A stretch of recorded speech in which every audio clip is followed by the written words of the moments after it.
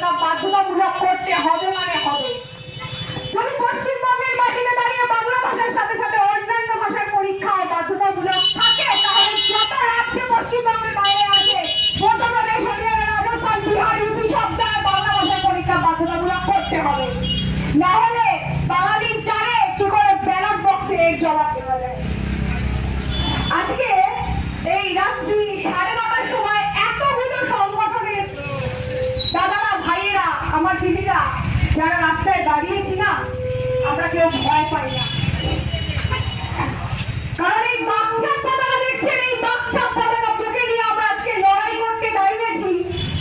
যাদের মনে অন্তরে বাংলা পক্ষের একটা করে বাঘ তৈরি হয়ে রয়েছে, তাই সামনে যত বহিরাগতরা রয়েছেন, যারা পশ্চিমবাংলার মাইনে সামান্য ইএমআই জমা দিতে পারেনি বলে দোকানে দুপুর 2টো পর্যন্ত আটকে রাখেন, তাদেরকে সাবধান করছি, বাঘের ডেরায় কিন্তু খবর এসছে।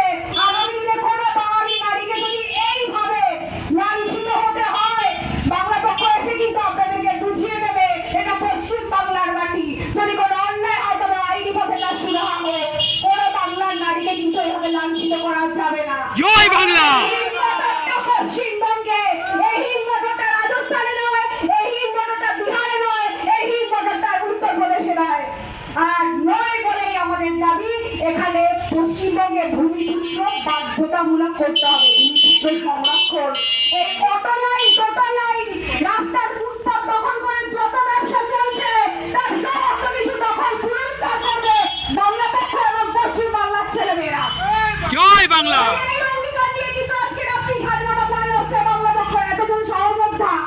আমরা স্ট্রিট করছি। পশ্চিমবঙ্গের মাটিতে যারা যেই সমস্ত হিন্দির দালালরা, যেমন অর্জুন সিং থেকে শুরু করে সায়রা শাহ আলী, যারা বাংলা ভাষার পরীক্ষার বিরোধিতা করে, যেই সমস্ত দালালদের আজকে হিন্দুদের মাটি থেকে হুঁশিয়ারি বার্তা দিচ্ছি, আগামী ইলেকশনে কিন্তু আমরা আপনাদেরকে ভালো মতো বুঝিয়ে দেবো। কারণ এই রাজ্যটা আমাদের এবং 86% বাঙালির ট্যাক্সের টাকায় চলে। আমরা যখন 34 বছরের ক্ষমতাকেও সরাতে পেরেছিলাম, আমরা কিন্তু এই সরকারকেও বারবার সেই বার্তাটাই দিতে চাই যে পশ্চিমবঙ্গের WBCS পরীক্ষায় বাংলা বাধ্যতামূলক করার পরেও সেখানে হিন্দি, উর্দু যদি ঢোকান, তবে মাননীয় আপনারাই গতি করাতে কিন্তু বাংলা পক্ষ সময় নেবে না। কারণ এই রাজ্যটা 86% জয় বাংলা। বাঙালির মতো চলবে, বাংলা ভাষায় চলবে। যারা এই বাংলার মাটিতে দাঁড়িয়ে বলে হিন্দি ছাড়া বাংলা বলতে পারি না, আমরা বাংলা নেই আতা, তোমরা নিজেদের রাজ্যে ফেরার জন্য ব্যাগটা গুছিয়ে নাও। কারণ বাংলা থাকতে জয় বাংলা। বাংলা পড়তে হবে। এটা বাঙালির রাজ্য, পশ্চিমবঙ্গ একমাত্র বাঙালি রাজ্য।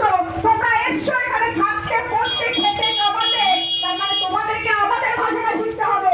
আমরা বাধ্য হই তোমাদের শেখার জন্য। এই পশ্চিমবঙ্গের এই হিমমটরে আজকে আমাদের এক বাঙালি দাদার গায়ে বহিরাগতরা হাত তুলেছে। বহিরাগত ভাড়াটেরা যারা আমাদের এই দাদার গায়ে হাত তোলার স্পর্ধা দেখিয়েছো, আমাদের পুরোদ্ধার গায়ে যারা হাত তোলার স্পর্ধা দেখিয়েছো, তাদেরকে হুঁশিয়ার বার্তা দিতে এসছি। এই সংখ্যাটা যেটা দেখছো, এটা কিন্তু বিন্দুমাত্র সংখ্যা নয়। আমরা দিন শেষে, সংসার শেষে, কাজ শেষে, অফিস শেষে যদি এই কথা মানুষ জড়ো হতে পারি, রক্ত যদি গরম হয় এবং সেটা যদি ফুটে আমাদের মাথার উপর ওঠে, তাহলে ভাবো সংখ্যাটা কত বাড়বে। জয় বাংলা।